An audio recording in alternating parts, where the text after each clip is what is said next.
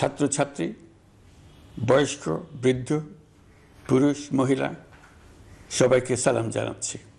আসসালামু আলাইকুম। শুরুতেই স্মরণ করছি মুক্তিযুদ্ধের লাখো লাখো শহীদ এবং গত জুলাই আগস্ট মাসে ফ্যাসিবাদের বিরুদ্ধে ছাত্র শ্রমিক জনতার অভ্যুত্থানে নিহত সকল শহীদকে। সবাইকে জানাচ্ছি আমার সশ্রদ্ধ সালাম ও গভীর শ্রদ্ধা।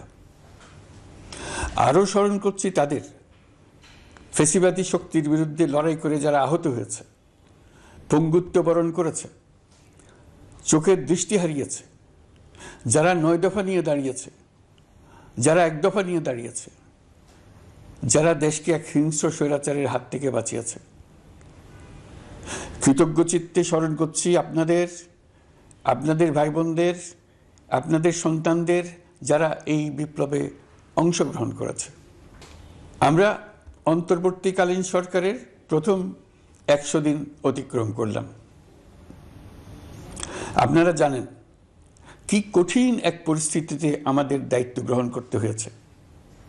ছাত্র শ্রমিক জনতার অভূতপূর্ব গণ অভ্যুত্থানের পর ফ্যাসিস্ট সরকার প্রধান পালিয়ে গেলে দেশ সরকার শূন্য হয় সাময়িকভাবে। পুলিশ প্রশাসন এ সময় সম্পূর্ণ নিষ্ক্রিয় হয়ে পড়লে উদ্বেগজনক এক পরিস্থিতির সৃষ্টি হয়। স্বৈরশাসনে বিপর্যস্ত এই দেশকে আমাদের সবাইকে মিলে পুনর্গঠন করতে হচ্ছে। জুলাই আগস্ট বিপ্লবের পর আমরা এমন একটি দেশ হাতে পেয়েছি যার সর্বত্র ছিল বিশৃঙ্খলা। স্বৈরশাসন টিকিয়ে রাখতে আইন শৃঙ্খলা বাহিনীকে জনগণের মুখোমুখি দাঁড় করিয়ে দেওয়া হয়েছিল। বিপ্লব চলাকালে প্রায় 1,500 ছাত্র শ্রমিক জনতার শহীদে মৃত্যু হয়। আমাদের সরকার প্রতিটি মৃত্যুর তথ্য অত্যন্ত যত্নের সাথে জোগাড় করছে। এই বিপ্লবে আহত হয়েছে 19,931 জন। আহতদের জন্য ঢাকার 13টি হাসপাতাল সহ বিভিন্ন বিশেষায়িত হাসপাতালে চিকিৎসার ব্যবস্থা করা হয়েছে। প্রতিদিনই তালিকায় আরও নতুন নতুন শহীদের তথ্য যোগ হচ্ছে, যারা স্বৈরাচারের আক্রোশের শিকার হয়ে এই পৃথিবী ছেড়ে চলে গেছেন। প্রতিটি হত্যার বিচার আমরা করবই। জুলাই আগস্ট হত্যাকাণ্ডের বিচারের যে উদ্যোগ আমরা নিয়েছি তার কাজও বেশ ভালোভাবে এগিয়ে যাচ্ছে। পতিত স্বৈরাচার শেখ হাসিনাকেও আমরা ভারতের কাছ থেকে ফেরত চাইব।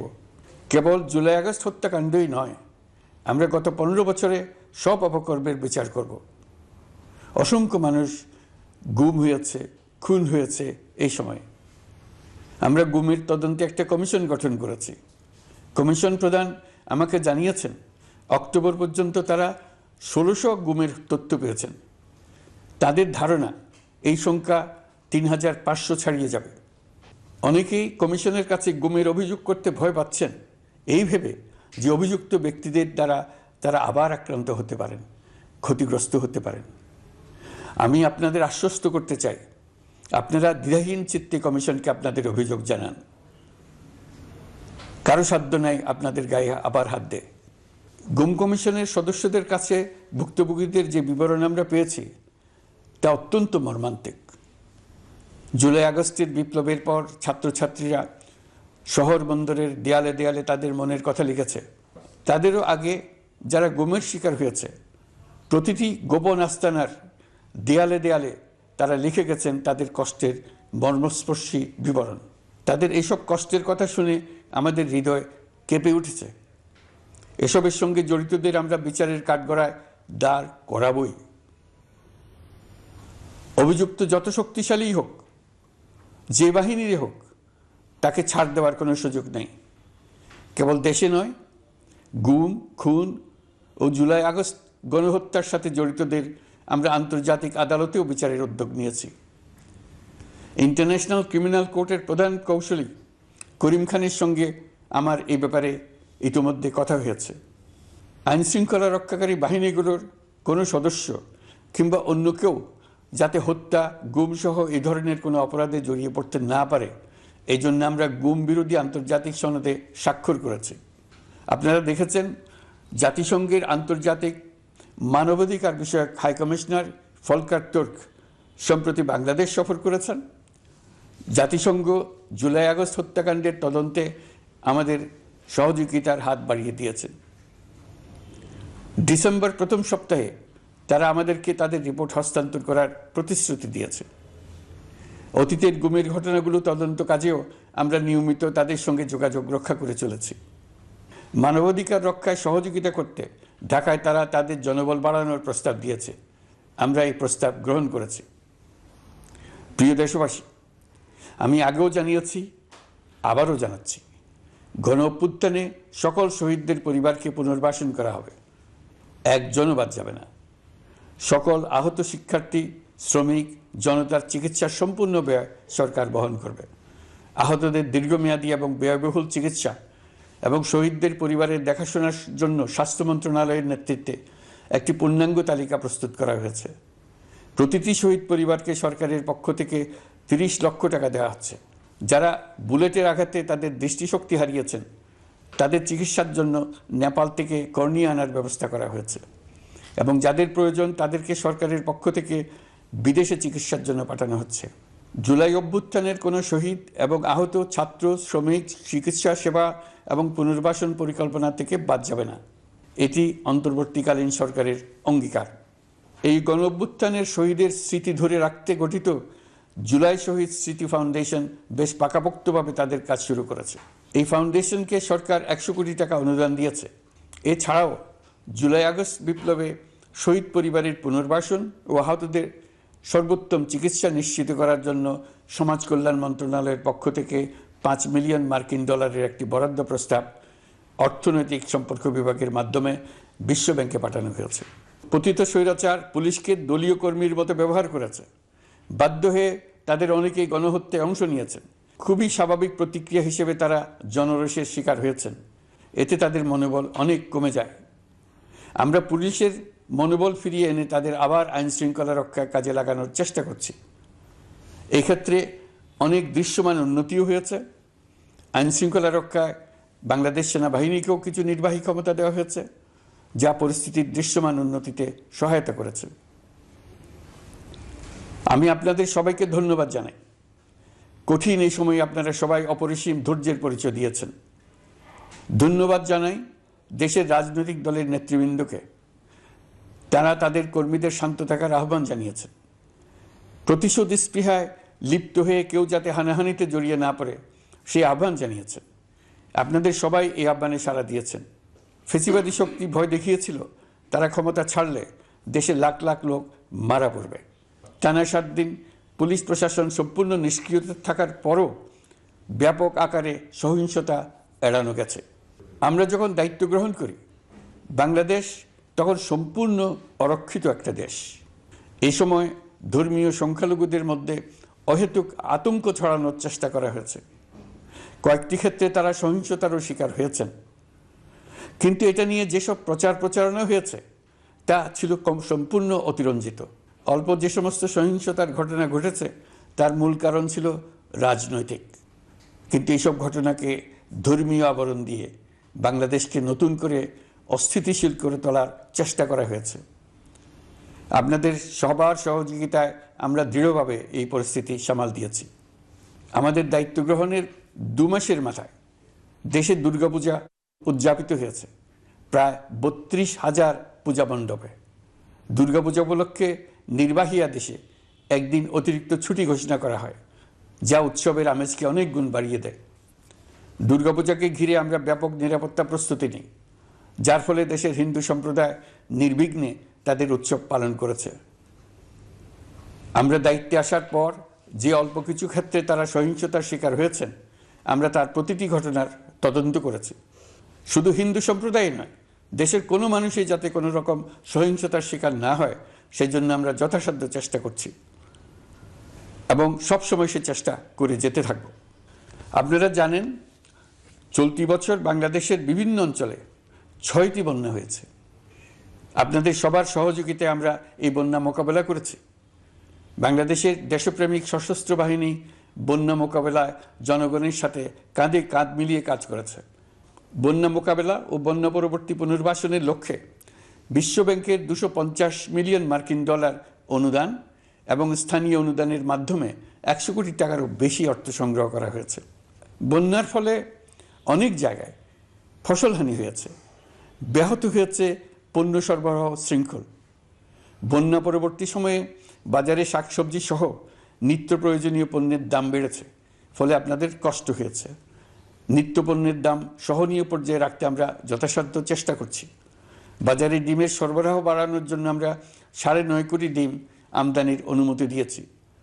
এই জন্য প্রয়োজনীয় শুল্ক ছাড়ও দেওয়া হয়েছে। মধ্যস্বত্বভোগীদের দৌরাত্ম্য কমিয়ে ডিমের উৎপাদকরা যাতে সরাসরি বাজারে ডিম সরবরাহ করতে পারে সেই উদ্যোগও নেওয়া হয়েছে। মানুষ যাতে স্বল্প মূল্যে কৃষিপণ্য কিনতে পারে সেজন্য রাজধানী সহ বিভিন্ন স্পটে সরকারি কিছু পণ্য বিক্রি করা হচ্ছে। টিসিবির মাধ্যমে 1 কোটি নিম্ন আয়ের ফ্যামিলি কার্ডের মধ্যে 57 লাখকে স্মার্ট কার্ডে রূপান্তরিত করা হয়েছে। বন্যার ফলে চালের উৎপাদন ব্যাহত হওয়ায় চাল আমদানিতে শুল্ক ছাড় দেওয়া হয়েছে। আসন্ন রমজানে নিত্য প্রয়োজনীয় দ্রব্যের সরবরাহ এবং দাম যাতে স্বাভাবিক থাকে এই জন্য সরকারের বিভিন্ন কর্তৃপক্ষ ব্যবসায়ীদের সাথে নিয়মিত বৈঠক করে যাচ্ছে। দ্রব্যমূল্য নিয়ে আমাদের কোনো লুকোছাপা নেই। মূল্যস্ফীতির পূর্ণ তথ্য জনগণের সামনে তুলে ধরা হচ্ছে। মূল্যস্ফীতি রোধে উচ্চ সুদের হার নির্ধারণ সহ একাধিক নীতিগত সিদ্ধান্ত নেওয়া হয়েছে, যার মধ্যে রয়েছে শস্য আমদানিতে এলসি সীমা অপসারণ এবং সরবরাহ চেইন সংক্ষিপ্ত করা। সামান্য হলেও জ্বালানি তেলের মূল্য কমানো হয়েছে। শিল্প কারখানায় গ্যাসের সরবরাহ বাড়ানোর উদ্যোগ নেওয়া হয়েছে যাতে স্থানীয় পর্যায়ে উৎপাদন ব্যাহত না হয় এবং রপ্তানি ক্ষতিগ্রস্ত না হয়। গণশুনানি ছাড়া নির্বাহী আদেশে বিদ্যুৎ গ্যাসের দাম না বাড়ানোর সিদ্ধান্ত নেওয়া হয়েছে। পরিবহন খাতে চাঁদাবাজি বন্ধের চেষ্টা করা হচ্ছে। আমরা আশা করি বাজারে পণ্যমূল্য কমিয়ে আনতে এটা ভূমিকা রাখবে। নেপাল থেকে পানি বিদ্যুৎ বাংলাদেশে আনার ব্যবস্থা করা হয়েছে। দৈনন্দিন রাষ্ট্র পরিচালনার পাশাপাশি আমাদের ভবিষ্যতের বাংলাদেশ বিনির্মাণের কথাও ভাবতে হচ্ছে। আপনারা সবাই জানেন আমাদের সবচেয়ে গুরুত্বপূর্ণ কাজ হচ্ছে একটি অবাধ সুষ্ঠু নির্বাচন আয়োজনের মধ্য দিয়ে নির্বাচিত সরকারের কাছে দায়িত্ব হস্তান্তর। আমরা রাজনৈতিক দলগুলোর সঙ্গে আমাদের নিয়মিত যোগাযোগ অব্যাহত রেখেছি। বিভিন্ন ইস্যুতে তাদের মতামত নিয়ে যাচ্ছি। সরকারের সিদ্ধান্ত গ্রহণে এসব মতামত অনেকাংশে প্রতিফলিত হচ্ছে। চলমান সংস্কার প্রক্রিয়ায় তাদের প্রতিটি মতামত সক্রিয়ভাবে বিবেচনায় নেওয়া হচ্ছে। আমরা আশা করছি নির্ধারিত সময়ে ডিসেম্বর-জানুয়ারির মধ্যেই সংস্কার কমিশনগুলো তাদের সুপারিশমালা সরকারের কাছে পেশ করতে পারবে। তাদের সুপারিশ নিয়ে আমরা রাজনৈতিক দলগুলোর সঙ্গে ক্রমাগতভাবে আলোচনায় বসব।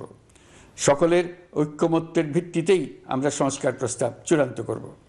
নির্বাচন কবে হবে এই প্রশ্ন আপনাদের সবার মনেই আছে, আমাদের মনেও সারাক্ষণ আছে। আপনারা লক্ষ্য করেছেন নির্বাচন আয়োজনের লক্ষ্যে আমরা প্রয়োজনীয় পদক্ষেপ নিতে শুরু করেছি। কয়েকদিনের মধ্যে নির্বাচন কমিশন গঠন হয়ে যাবে। তারপর থেকে নির্বাচন আয়োজন করার সমস্ত দায়িত্ব তাদের উপর বর্তাবে। নির্বাচন কমিশন ভোটার তালিকা হালনাগাদ সহ আরও কিছু কাজ শুরু করে দিতে পারবে, যা একটা অবাধ নির্বাচনের সাথে সরাসরি সম্পৃক্ত। প্রথমবারের মতো প্রবাসী বাংলাদেশিরা পোস্টাল ব্যালটের মাধ্যমে যাতে তাদের ভোটাধিকার প্রয়োগ করতে পারে সে লক্ষ্যেও সরকার কাজ করছে। তবে আমরা মনে করি না যে একটা নির্বাচন কমিশন গঠন করে দিলেই নির্বাচন আয়োজনে আমাদের দায়িত্ব শেষ। রাষ্ট্র ব্যবস্থায় সংস্কার আমাদের এই সরকারের অন্যতম অঙ্গীকার। আপনারাই আমাদেরকে এই ম্যান্ডেট দিয়েছেন। যেই 6টি সংস্কার কমিশন আমরা শুরুতে গঠন করেছিলাম তারা ইতোমধ্যে তাদের কার্যক্রম অনেক দূর এগিয়ে নিয়েছে। বিভিন্ন গণমাধ্যমে আপনারা তাদের কার্যক্রমের আপডেটও দেখছেন। কয়েকটি সংস্কার কমিশন ডিজিটাল প্ল্যাটফর্ম গঠন করেছে। আমার অনুরোধ আপনারা এই প্ল্যাটফর্মে উৎসাহ সহকারে আপনাদের মতামত জানাতে থাকুন। প্রথম 6টি সংস্কার কমিশনের মধ্যে একটি হলো নির্বাচন সংস্কার কমিশন। নির্বাচন অনুষ্ঠানের জন্য এই কমিশনের সুপারিশমালা অত্যন্ত জরুরি। তাদের প্ল্যাটফর্মে যান, আপনার মতামত খোলাখুলিভাবে তুলে ধরুন। আপনি দেশের মালিক, আপনি বলে দিন আপনি কি চান, কিভাবে চান। নির্বাচন নিয়ে আপনাদের সকল বক্তব্য বিনা দ্বিধায় বলতে থাকুন। আপনার মনের কথা তুলে ধরুন। আমার অনুরোধ সংস্কারের কথাটাও একই সঙ্গে বলুন। সংস্কারকে পাশ কাটিয়ে যাবেন না। নির্বাচনের কথা বলার সঙ্গে নির্বাচন ও অন্যান্য ক্ষেত্রে সংস্কারের কথাটিও বলুন। সংস্কার হলো জাতির দীর্ঘমেয়াদী জীবনী শক্তি। সংস্কার জাতিকে, বিশেষ করে আমাদের তরুণ তরুণীদের নতুন পৃথিবী সৃষ্টির সুযোগ দেবে, জাতিকে বঞ্চিত করবেন না। নির্বাচন আয়োজনে যে সংস্কার কমিশনের সুপারিশমালায় রাজনৈতিক দলসমূহ এবং দেশের সকল মানুষের মতামত অপরিহার্য, সেই কমিশন হলো সংবিধান সংস্কার কমিশন। এই সুপারিশমালার যে অংশ সকলের কাছে গ্রহণযোগ্য হবে তার ভিত্তিতে নির্বাচনী আইন সংশোধন করতে হবে। সমান্তরালভাবে ভোটার তালিকাও হালনাগাদ করার প্রক্রিয়া চলতে থাকবে। আমি নিশ্চিত নই সংস্কার প্রস্তাবসমূহ বাস্তবায়নের সুযোগ আমরা কতটুকু পাব, তবে আমি আপনাদের কথা দিচ্ছি, আপনারা সুযোগ দিলে প্রয়োজনীয় কিছু অত্যাবশ্যকীয় সংস্কার কাজ শেষ করেই আমরা আপনাদের কাঙ্ক্ষিত নির্বাচন আয়োজন করব। ততদিন পর্যন্ত আমি আপনাদের ধৈর্য ধারণ করার অনুরোধ করব। আমরা চাইব আমরা যেন এমন একটি নির্বাচন ব্যবস্থা সৃষ্টি করতে পারি যা যুগ যুগ ধরে অনুসরণ করা যাবে। এর ফলে সাংবৎসরিক রাজনৈতিক সংকট থেকে আমাদের দেশ রক্ষা পাবে। এই জন্য প্রয়োজনীয় সময়টুকু আমি আপনাদের কাছ থেকে চেয়ে নিচ্ছি।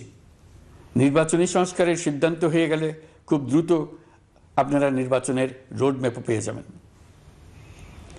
অন্তর্বর্তী সরকার সৃষ্টি হয়েছে রাজনীতিকে নীতির কাঠামোয় আনার জন্য এবং রাজনীতির জন্য নতুন পরিবেশ সৃষ্টির নিবিড় আকাঙ্ক্ষা থেকে। এই আকাঙ্ক্ষা পূরণ করা থেকে জাতিকে বঞ্চিত করবেন না। নির্বাচনের ট্রেন যাত্রা শুরু করেছে, এটা আর থামবে না, কিন্তু যেতে যেতে আমাদের অনেকগুলো কাজ সেরে ফেলতে হবে। এই ট্রেন শেষ স্টেশনে কখন পৌঁছবে সেটা নির্ভর করবে কত তাড়াতাড়ি আমরা তার জন্য রেল লাইনগুলো বসিয়ে দিতে পারি, আর তা হবে রাজনৈতিক দলসমূহের ঐক্যমত্যের মাধ্যমে। ইতিমধ্যে অন্যান্য সংস্কার কমিশনের সুপারিশমালা নিয়ে আলাপ চলতে থাকবে। নির্বাচন ছাড়াও আরও গুরুত্বপূর্ণ সংস্কার করার ব্যাপারে ঐক্যমত গঠনের জন্য অতিরিক্ত সময় প্রয়োজন হতে পারে। দেশবাসীর কাছে, বিশেষ করে রাজনৈতিক দলগুলির কাছে আমরা ক্রমাগতভাবে প্রশ্ন তুলতে থাকব, কী কী সংস্কার নির্বাচনের আগে আপনারা করে নিতে চান। নির্বাচনের আয়োজন চলাকালীন কিছু সংস্কার হতে পারে, সংস্কারের জন্য নির্বাচনকে কয়েক মাস বিলম্বিতও করা যেতে পারে। আমরা দুদিন পরে চলে যাব, কিন্তু আমাদের মাধ্যমে জাতির জন্য যে ঐতিহাসিক সুযোগ সৃষ্টি হলো, সেই সুযোগটা যেন কোনো রকমই হাতছাড়া করে না দিই, এটার ব্যাপারে দৃঢ় থাকার জন্য আমি দলমত, নারী পুরুষ, ধর্ম, তরুণ, বৃদ্ধ, ছাত্র, ব্যবসায়ী, শ্রমিক, কৃষক নির্বিশেষে সবার কাছে আহ্বান জানাচ্ছি। আশা করি আপনারা আমার এই আবেদন গ্রহণ করবেন। দেশে সংগঠিত অন্যান্য অপরাধের বিচার প্রক্রিয়া ত্বরান্বিত করার জন্য দেশের বিভিন্ন জেলায় সহস্রাধিক প্রসিকিউটর নিয়োগ দেওয়া হয়েছে। হাইকোর্টে ইতিমধ্যে নিয়োগ দেওয়া হয়েছে 23 জন নতুন বিচারক। বিচার বিভাগকে ঘুষ ও দুর্নীতিমুক্ত করার জন্য সম্ভব সব ধরনের চেষ্টাই করা হচ্ছে। বিচারপতিদের নিয়মতান্ত্রিক উপায়ে শাস্তিমূলক ব্যবস্থা গ্রহণের জন্য সুপ্রিম জুডিশিয়াল কাউন্সিল পুনর্বহাল করা হয়েছে। শুধু বিচার বিভাগই নয়, সর্বগ্রাসী দুর্নীতির হাত থেকে দেশের সব খাতকেই রক্ষা করতে আমরা সচেষ্ট হয়েছি। দুর্নীতি দমন কমিশন পুনর্গঠনের কাজ প্রায় শেষ পর্যায়ে। দুর্নীতি ও অর্থ পাচারে অভিযুক্ত প্রভাবশালী 150 ব্যক্তির তালিকা তৈরি এবং 79 জনের বিরুদ্ধে অনুসন্ধান শুরু হয়েছে। 15% হারে আয়কর পরিশোধ করে অপ্রদর্শিত পরিসম্পদ অর্থাৎ কালো টাকা সাদা করার বিধান বাতিল করা হয়েছে। সরকারি কার্যক্রমকে গতিশীল করতে বিভিন্ন পর্যায়ের 19,084 জন কর্মকর্তা কর্মচারীকে পদোন্নতি, 13,429 জনকে বদলি এবং 12,636 জনের বিরুদ্ধে শাস্তিমূলক ব্যবস্থা গ্রহণ করা হয়েছে। সাংবিধানিক প্রতিষ্ঠান পাবলিক সার্ভিস কমিশন পুনর্গঠন করা হয়েছে। কুখ্যাত সাইবার সিকিউরিটি আইন বাতিলের নীতিগত সিদ্ধান্ত হয়েছে। এই আইনের অধীনে হওয়া যেসব মামলা মানুষের মত প্রকাশের অধিকারের সাথে সম্পর্কিত সেগুলো প্রত্যাহার করা হয়েছে। এছাড়াও 133টি আইন বিধিবিধান তৈরি ও সংশোধন করা হয়েছে। 353টি গুরুত্বপূর্ণ নীতি নির্ধারণের সিদ্ধান্ত গ্রহণ করা হয়েছে।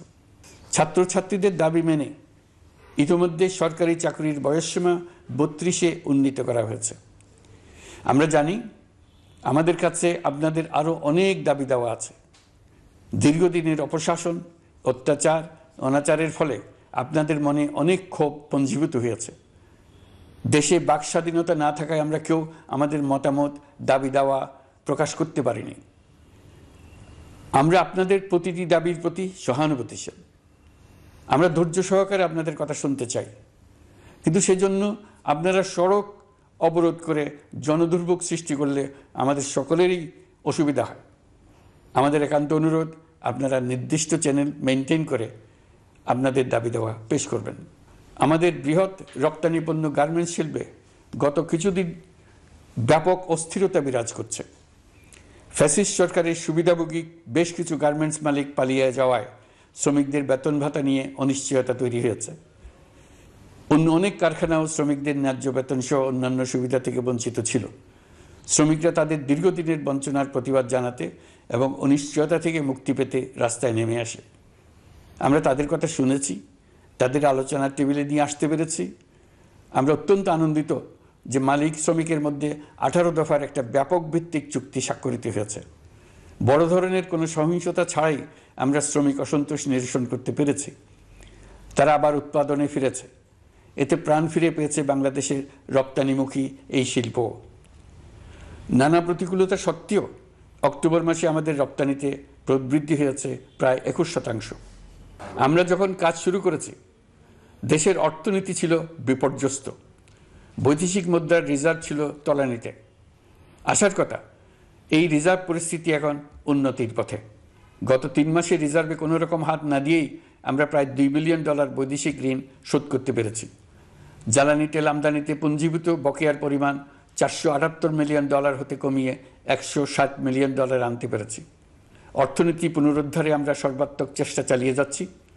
বিশ্বব্যাংক, IMF সহ বিভিন্ন দাতা সংস্থা ইতিমধ্যে ঋণ ও অনুদান হিসেবে $8 বিলিয়ন দেওয়ার প্রতিশ্রুতি দিয়েছে, যা আমাদের ভঙ্গুর অর্থনীতিকে সচল করতে সক্ষম হবে। পতিত সরকার আমাদের জন্য যে ভঙ্গুর অর্থনৈতিক পরিস্থিতি রেখে গিয়েছে, তাতে রাজস্ব আদায়ে গতি আনতে হিমশিম খেতে হচ্ছে জাতীয় রাজস্ব বোর্ডকে। এর মধ্যেও জুলাইয়ের নেতিবাচক অবস্থা থেকে অক্টোবর নাগাদ রাজস্ব আদায়ে 9.9% প্রবৃদ্ধি অর্জিত হয়েছে।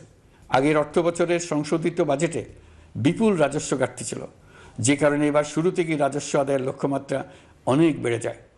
এর ফলে স্বৈরাচার পতনের পরবর্তী 3 মাসে 9.9% রাজস্ব বৃদ্ধির পরেও লক্ষ্যমাত্রার বিপরীতে 23%-এর বেশি ঘাটতি থেকে যায়। রাজস্ব আদায়ের গতি আনতে আমি এখন অনলাইনে আয়কর রিটার্ন জমা দিতে উৎসাহিত করছি। আন্তর্জাতিক সাহায্য সংস্থা, বিশ্বব্যাংক, IMF, UNDP ইত্যাদি প্রধানদের সঙ্গে আমার দীর্ঘ বৈঠক হয়েছে। তারাও বাংলাদেশকে নতুনভাবে এবং সর্বাত্মকভাবে সাহায্যের জন্য তাদের আগ্রহ ব্যক্ত করেছেন। চীনের পররাষ্ট্রমন্ত্রীর সঙ্গে একান্ত বৈঠকে চীনের পক্ষ থেকে যাবতীয় সাহায্যের আশ্বাস দিয়েছেন। 100 দিন আগে আর্থিক দিক থেকে আমরা যে লণ্ডভণ্ড অবস্থা থেকে যাত্রা শুরু করেছিলাম, সেটা এখন অতীত ইতিহাস হয়ে দাঁড়িয়েছে। এই 100 দিনে অর্থনীতি সবল অবস্থানে চলে আসছে।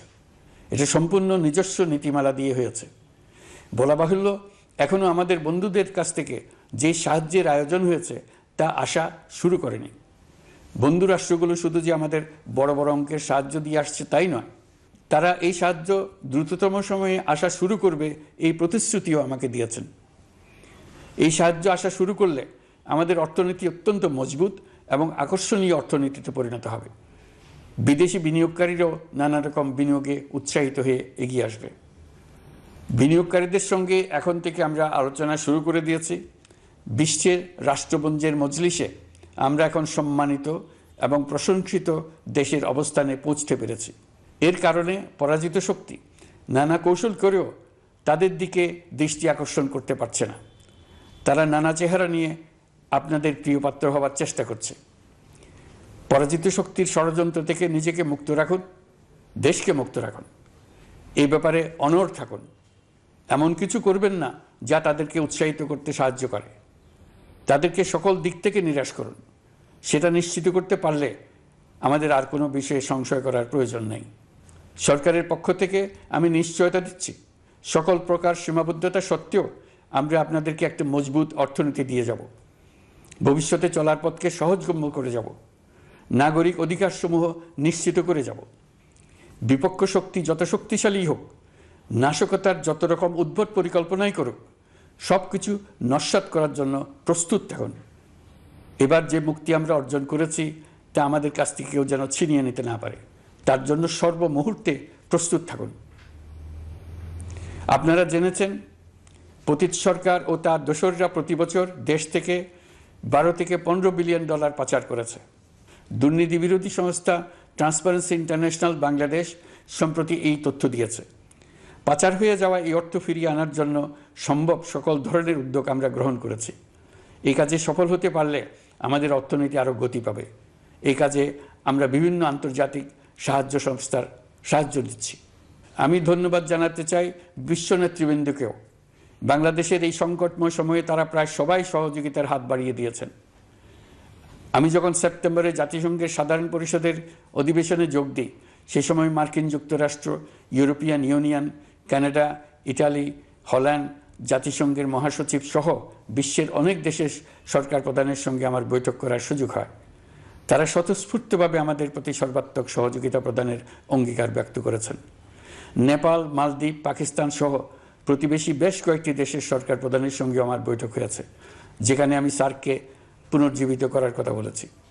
দেশে ফিরে আসার পর এসব দেশের রাষ্ট্রদূতগণ যারা ঢাকায় আছেন স্বতঃপ্রবৃত্ত হয়ে আমার সঙ্গে দেখা করে তাদের সরকার প্রধানদের অঙ্গীকার পুনর্ব্যক্ত করে গেছেন। তারা সম্পূর্ণ নতুনভাবে আমাদের জন্য সহায়তার নতুন ছক তৈরি করার কাজ শুরু করেছেন। যেসব রাষ্ট্রদূত দিল্লিতে অফিস করেন তারা দিল্লি থেকে এসে দেখা করে গেছেন। ইউরোপিয়ান ইউনিয়নের 20 দেশের 20 জন রাষ্ট্রদূত দিল্লিতে থাকেন, 7 দেশের 7 রাষ্ট্রদূত ঢাকায় আছেন। দিল্লি থেকে একসঙ্গে 20 জন রাষ্ট্রদূত সহ মোট 27 রাষ্ট্রদূত সমবেতভাবে আমার সঙ্গে বৈঠক করার জন্য আগামী কয়েকদিনের মধ্যে ঢাকায় আসছেন।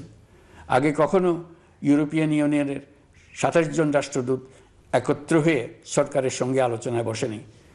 দিল্লি থেকে এই বিশাল সংখ্যক রাষ্ট্রদূত একসঙ্গে বৈঠক করার জন্য কোনোদিন আসেনি। এবার এই কাজটি করার পেছনে আছে ইউরোপিয়ান ইউনিয়নের সমর্থন প্রকাশ করা এবং অর্থনৈতিক ক্ষেত্রে উচ্চ পর্যায়ের সহযোগিতা গড়ে তোলা। ইতিমধ্যে আমার সঙ্গে দেখা করেছেন সৌদি আরব, সংযুক্ত আরব আমিরাত, ব্রাজিল, তুরস্ক, রাশিয়া, ফিনল্যান্ড, সিঙ্গাপুর, লিবিয়া সহ অনেক দেশের রাষ্ট্রদূত। দ্বিপাক্ষিক নানা সহযোগিতা সহ বাণিজ্য বিনিয়োগ বৃদ্ধির আশ্বাস তারা দিয়েছেন। আমরা প্রবাসী বাংলাদেশিদেরও বেসরকারি খাতে বিনিয়োগ করার জন্য আহ্বান জানাচ্ছি। বাংলাদেশের অর্থনৈতিক উন্নয়নে তরুণদের কর্মসংস্থানের মূলে রয়েছে বেসরকারি খাত। আমাদের বিনিয়োগ বোর্ডের নির্বাহী চেয়ারম্যান 2 শতাধিক বেসরকারি প্রতিষ্ঠানের প্রধান নির্বাহী, উদ্যোক্তা ও বিনিয়োগকারীর সঙ্গে পৃথক পৃথকভাবে বৈঠক করেছেন। নীতির ধারাবাহিকতার অভাব, সরকারি বেসরকারি পর্যায়ে মত বিনিময়ের অভাব, সরকারি অফিসের জটিল প্রক্রিয়া এবং সর্বোপরি দুর্নীতি বিদ্যমান বিনিয়োগকারীদের সমস্যায় ফেলেছে। বিনিয়োগকারীদের উদ্বেগ নিরসনে আমরা অনেকগুলো কাজ করেছি। ইতিমধ্যে সত্যিকারের ওয়ান স্টপ সার্ভিস চালু হয়েছে। বিনিয়োগ সংক্রান্ত চ্যালেঞ্জ সমাধানে আন্তঃমন্ত্রণালয় কমিটি গঠন করা হয়েছে। বেসরকারি খাতের উপদেষ্টা কাউন্সিল ও ডিজিটালাইজেশনের মাধ্যমে সরকারি অফিসে না এসে প্রয়োজনীয় কর্মসম্পাদনের পদক্ষেপ নেওয়া হয়েছে। বিনিয়োগ উন্নয়ন সংস্থা আমাদের অগ্রগতির বিষয়ে সবাইকে মাসিক ভিত্তিতে আপডেট করে যাচ্ছে। আমরা প্রবাসীদের কল্যাণে কাজ করছি। আমার অনুরোধে সংযুক্ত আরব আমিরাত সাজাপ্রাপ্ত 57 জন সহ অন্যান্য বাংলাদেশিকে মুক্তি দিয়েছে। এইসব বাংলাদেশি যাবজ্জীবন কারাবাসের ঝুঁকি নিয়ে ফেসিবাদের বিপক্ষে প্রতিবাদ করেছিল। বাংলাদেশিরা এরকম প্রতিবাদ আরও অনেক দেশেই করেছেন। আমরা তাদের প্রতি কৃতজ্ঞ। কয়েকদিন আগে বাকুতে সংযুক্ত আরব আমিরাতের প্রেসিডেন্ট জনাব শেখ মোহাম্মদ বিন জায়েদ আল নাহিয়ানের সঙ্গে আমার কথা হয়েছে। তাকে বাংলাদেশের পক্ষ থেকে ধন্যবাদ জানিয়েছি। তিনি বলেছেন বাংলাদেশের জন্য যে কোনো সাহায্য লাগলে আমি যেন তাকে জানাই। প্রবাসীদের কল্যাণে আমাদের সরকার সম্ভব সব ধরনের উদ্যোগ গ্রহণ করে যাচ্ছে।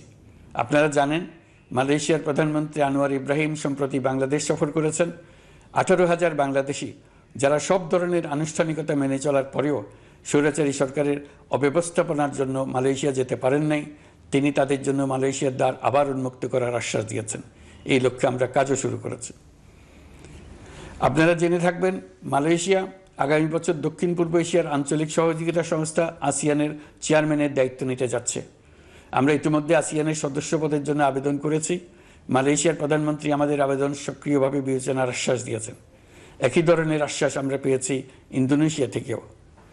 ইন্দোনেশিয়ার পক্ষ থেকে সে দেশে রাষ্ট্রীয় সফরে যাওয়ার জন্য আমাকে অনুরোধ করেছে।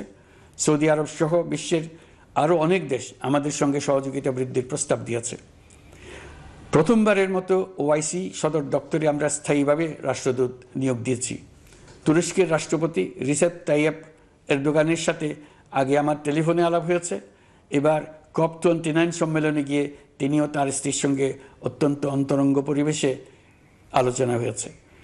বাংলাদেশের প্রতি তার বিশেষ সমর্থনের কথা তিনি বারবার প্রকাশ করেছেন। তুরস্কের একটি বাণিজ্য প্রতিনিধি দল ইতিমধ্যে বাংলাদেশ সফর করেছে। তুরস্ক এদেশের সঙ্গে অর্থনৈতিক সম্পর্ক উন্নয়নের জন্য টার্কিশ ইনভেস্টমেন্ট অথরিটি বা তিকা একটি অফিস ঢাকায় স্থাপনের জন্য ঘোষণা দিয়েছে। এর মাধ্যমে তুরস্কের বিনিয়োগ ও বাণিজ্য বৃদ্ধির উদ্যোগ নেওয়া হবে। এ উদ্দেশ্যে চলতি মাসে একটি উচ্চ ক্ষমতা সম্পন্ন দল তুরস্ক থেকে বাংলাদেশে আসছেন। প্রিয় দেশবাসী, নতুন হজ প্যাকেজ ঘোষণা করা হয়েছে। তাতে হজের ব্যয় 1 লাখ টাকারও বেশি কমিয়ে আনা হয়েছে। পাশাপাশি আমরা এই সিদ্ধান্ত গ্রহণ করেছি, এই বছর সরকারি খরচে কাউকে হজে পাঠানো হবে না। আমরা নতুন বাংলাদেশকে একটা পরিবেশ বান্ধব এবং জীব বৈচিত্র্যময় দেশ হিসেবে গড়ে তোলার উদ্যোগ নিয়েছি। এটি তরুণদের আকাঙ্ক্ষা, আমাদের সবারই আকাঙ্ক্ষা। সেই লক্ষ্যে আমি প্রথমেই একটি ক্ষুদ্র পদক্ষেপ নিয়েছি। সমগ্র সচিবালয়ে প্লাস্টিকের পানির বোতল ব্যবহার নিষিদ্ধ করেছি। ইতিমধ্যে সুপার শপগুলোতে পলিথিনের শপিং ব্যাগ ব্যবহার বন্ধ করার উদ্যোগ নেওয়া হয়েছে। গত কয়েক দশকে যে পরিমাণ নদী দূষণ হয়েছে, আমরা তা বন্ধ করার উদ্যোগ নিয়েছি।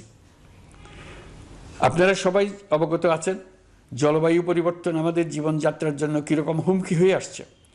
গত 1 বছরে বাংলাদেশ প্রায় 15টি প্রাকৃতিক দুর্যোগের শিকার হয়েছে। মানুষের সৃষ্ট নানাবিধ দুর্যোগের পাশাপাশি এইসব প্রাকৃতিক দুর্যোগের বিপক্ষেও আমাদের লড়তে হচ্ছে। আজারবাইজানে জলবায়ু সম্মেলনে বিশ্ব নেতৃবৃন্দকে আমি আমার উদ্যোগের কথা জানিয়েছি। সেখানে জাতিসংঘের মহাসচিব, ইউরোপ, এশিয়া, আফ্রিকার অনেক সরকার প্রধানের সঙ্গে আমার দেখা হয়েছে। যতটুকু আলাপ আলোচনা সম্ভব হয়েছে, আমি সবার কাছে জলবায়ুর প্রতিকূল প্রভাব মোকাবেলা সহ গণতান্ত্রিক উত্তরণের পথে বাংলাদেশের অগ্রযাত্রায় সহযোগিতা চেয়েছি।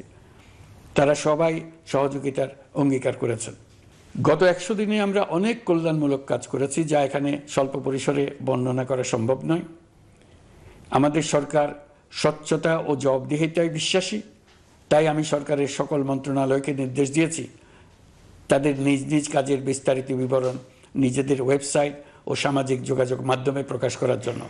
আমি আমার দপ্তরকেও বলেছি সরকারের সব কাজের বিবরণ যাতে জনগণ জানতে পারে, এই জন্য যেন প্রয়োজনীয় পদক্ষেপ নেওয়া হয়। এই সরকারকে ব্যর্থ করার জন্য, অকার্যকর করার জন্য বিশাল অর্থে বিশ্বব্যাপী এবং দেশের প্রতিটি স্থানে, প্রতিটি প্রতিষ্ঠানে এক মহাপরিকল্পনা প্রতি মুহূর্তে কার্যকর রয়েছে। তাদের একটি বড় প্রচেষ্টা হচ্ছে আমাদের মধ্যে বিভেদ সৃষ্টি করা। পতিত সরকারের নেতৃবৃন্দ যারা এদেশ থেকে বিপুল পরিমাণ অর্থ পাচার করে নিয়ে গেছে, সেই অর্থে বলীয়ান হয়ে তারা দেশে ফিরে আসার জন্য চেষ্টা করে যাচ্ছে। তাদেরকে কিছুতেই সফল হতে দেবেন না। তারা সফল হওয়া মানে জাতির মৃত্যু, জাতি হিসেবে আমাদের অবসান। সাবধান থাকুন। তাদের সকল হীন প্রচেষ্টাকে আমাদের ঐক্যের মাধ্যমে নস্যাৎ করে দেন, যেভাবে নস্যাৎ করেছিলেন তাদের বন্দুকের গুলিকে, তাদের আয়নাঘরকে, প্রতি পায়ে তাদের অনাচারের শিকলকে। এ ব্যাপারে সবাই একমত থাকুন, ঐক্যবদ্ধ থাকুন। আপনারা সবাই ভালো থাকবেন। দেশের সকল শিশু, কিশোর কিশোরী, তরুণ তরুণী, ছাত্রছাত্রী, বয়স্ক, বৃদ্ধ, পুরুষ, মহিলা সবাইকে আমার সালাম জানাচ্ছি। আসসালামু আলাইকুম। মহান আল্লাহ আমাদের সহায় হন। খুদা হাফেজ। অন্তর্বর্তী সরকারের 100 দিন পূর্তিতে জাতির উদ্দেশ্যে ভাষণ দিচ্ছিলেন অন্তর্বর্তী সরকারের প্রধান উপদেষ্টা ডক্টর মোহাম্মদ ইউনূস। আমরা সরাসরি যুক্ত হয়েছিলাম।